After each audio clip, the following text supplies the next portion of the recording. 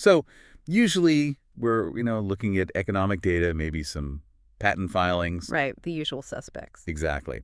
But today, we've got a completely different kind of source material. It's an astrological forecast, specifically for Aquarius, looking at love, partnerships, friendships, really, throughout 2026. And it's a really interesting one.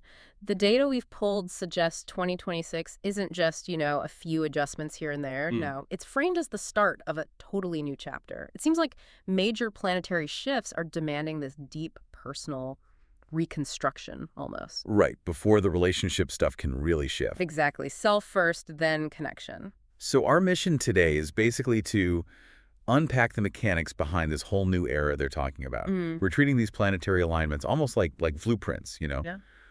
How do these celestial movements supposedly force this huge personal change? And what does that mean for how you, the listener, actually connect with others? Yeah, what's the real-world impact? Where do we start? Well, the absolute headline news, the main event, has to be Pluto. Oh, planet of transformation. Right, the planet of power, death, rebirth, all the intense stuff. And it's settling into the first house for Aquarius. The house of self, of identity. Precisely, your core identity. Wow. Okay, the analysis we looked at calls this a once-in-a-lifetime transit, a personal revolution. It is. It really is that significant. But, revolution sounds chaotic, disruptive. If Pluto's acting like a surgeon here, what's it actually cutting out? That's a great way to put it. Pluto in the first is performing what you could call an involuntary spiritual amputation. Maybe that's a bit dramatic, but... Maybe a little. But it targets every layer of identity you've built up, every mask, every role you play, maybe for work, maybe socially, every expectation you've been meeting for other people. No. If it doesn't align with your sort of deepest truth. Your authentic self. Your authentic self, exactly. It's forcing this radical personal rebirth. It demands it. So let's say you've been playing the part of the responsible one or the cool, detached professional. Yep. But inside, that feels totally wrong. Pluto comes along and just rips it off. It pushes until you have to rip it off. Or it gets ripped away through circumstances. That definitely sounds disruptive, I know. Yeah, it sounds incredibly intense for just, daily life. Yeah.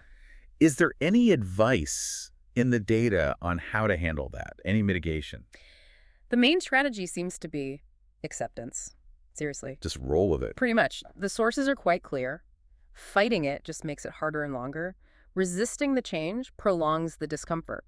Okay. And while that stripping away process can feel, really destructive at the time, the end result described is incredibly empowering. It's about finding this level of personal power, of authority that you maybe didn't even know you had. Facing your own shadows, basically. Facing the shadows to own the light. That's a good way to phrase it. Yeah. Okay, that makes a certain kind of sense. But rebuilding your entire identity while you're in this, internal whirlwind, it sounds exhausting. It can be. And maybe a bit ungrounded. How do you keep your feet on the earth during a personal revolution? What's the support structure? And this is where the planetary choreography, as the source puts it, gets really elegant. Okay. We need to look at Saturn, the planet of discipline, structure, commitment. Mr. Responsibility. The ultimate celestial project manager, maybe. Saturn's moving through the second house. Which is values, self-worth, money, resources. Exactly. Your personal resources, both tangible and intangible. So while Pluto is doing the demolition work in the first house.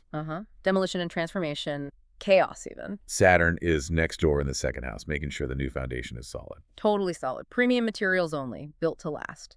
Saturn here demands you get really serious about what you actually value. Okay, give me some practical examples. What does getting serious about core values look like in 2026 for an Aquarius, according to this? It means things like building genuine self-esteem.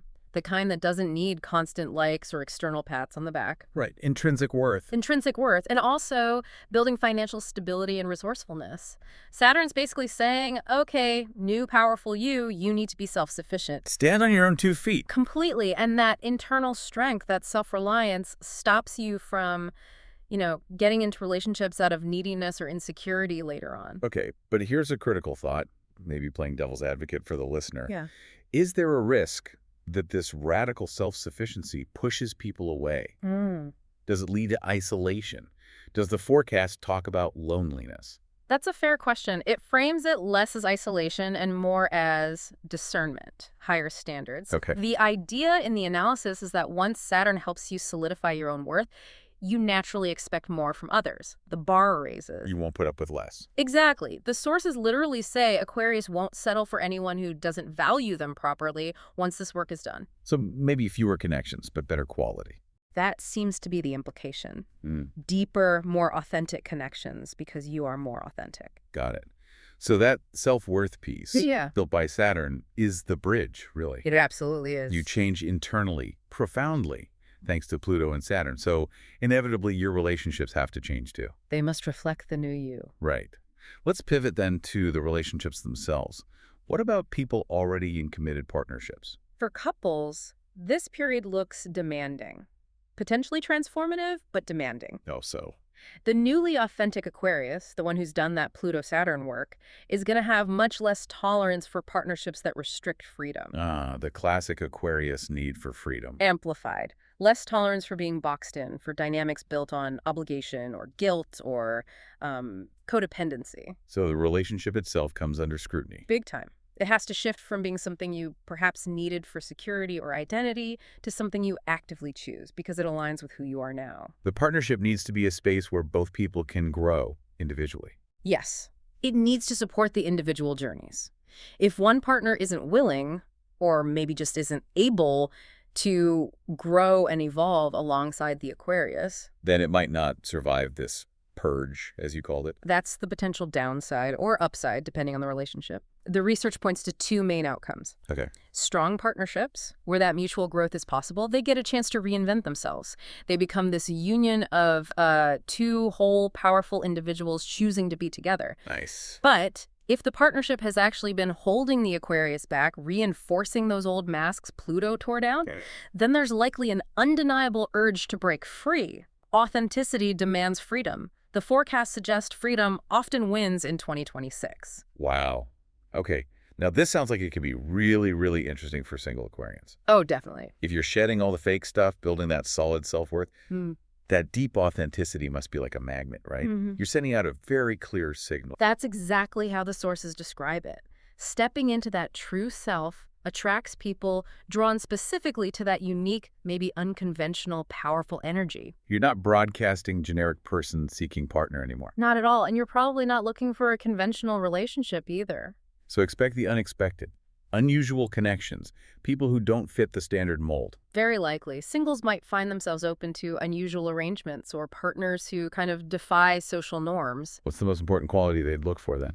Someone who genuinely sees and celebrates the real you, quirks and all. Acceptance. Deep seeing.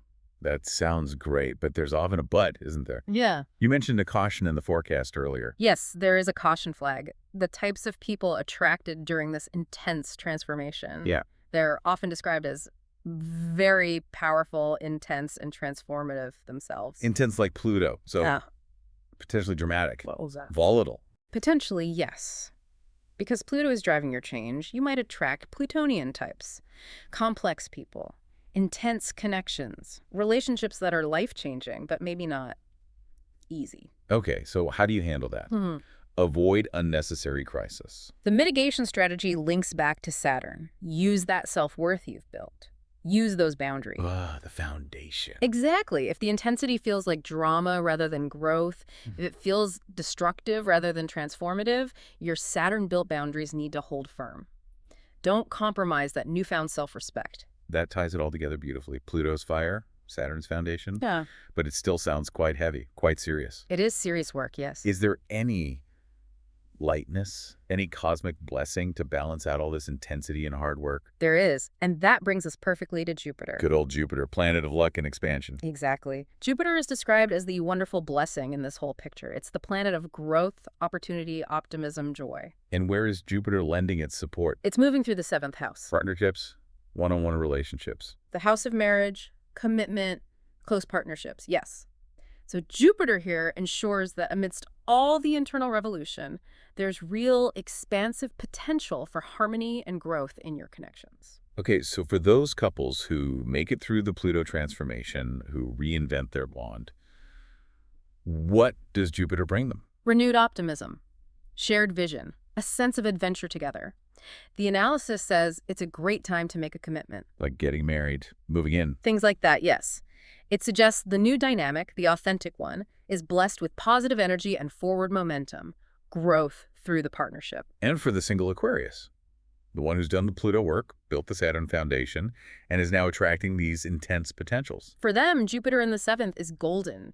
It's noted as one of the best transits for meeting someone significant. Really? Really. And this new person is likely to have Jupiterian qualities themselves, maybe generous, optimistic, broad-minded, perhaps even acting as a sort of teacher or guide. Someone who supports the journey. Supports and expands it. It's like a cosmic reward, confirming that all that hard internal work pays off with a genuinely elevated connection. Okay, let's try and synthesize this whole 2026 picture then. It's quite a journey. It really is. You've got Pluto forcing this deep, maybe messy transformation of who you fundamentally are. Ripping away the inauthentic. Then Saturn comes in to build this rock-solid sense of self-worth on the cleared ground, making sure you won't compromise that new self. Setting non-negotiable standards based on real value. Yes.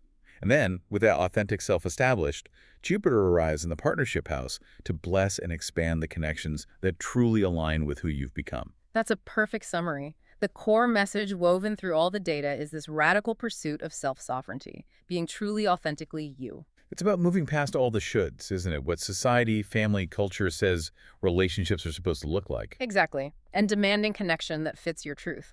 The planets, according to this forecast, are basically aligned to support you becoming unapologetically yourself. It's fascinating, though, that the path to better relationships seems to start with such intense individualism. You've got to know yourself, value yourself, be yourself first. Then you can connect from a place of wholeness, not need. So the bigger picture, this 2026 revolution, is about writing your own rules for love. Fundamentally, breaking the old rules that didn't fit and writing your own story from a place of genuine personal power. It's framed as an act of profound self-respect, really. Powerful stuff indeed. And definitely demanding. As always, the deepest dives bring up the most personal insights, I find. They certainly do. And knowing that authenticity is really the absolute key here. Right? And recognizing that often the biggest hurdle is just our own attachment to those comfortable, maybe outdated expectations. Yeah.